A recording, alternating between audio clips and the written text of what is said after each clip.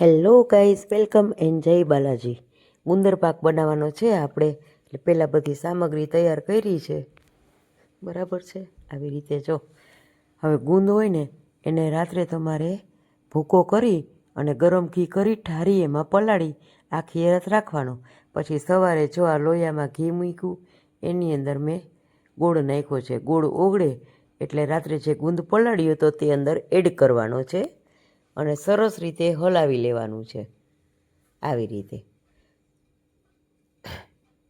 ધીમા ગેસે રાખવાનું છે. આ થઈ જાય એટલે આની અંદર ધીમે ધીમે આપણે બધા ડ્રાયફ્રૂટ ઉમેરવાના છે. કોઈ પણ જાતનો લોટ નથી ઉમેરવાનો.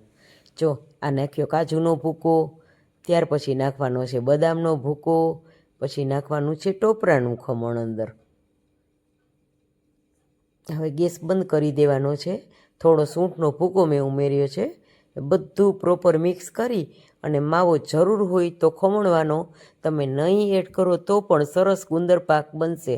હવે 5 મિનિટ રાખી અને બધું પાથરી દેવાનું છે. ત્યાર પછી એક્સ્ટ્રા ઘી કાઢી લેવાનું છે અને આને અડધી કલાક રાખી દેવાનો છે.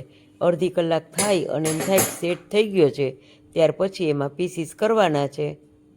તો તૈયાર છે ગુંદર પાક. વાવ!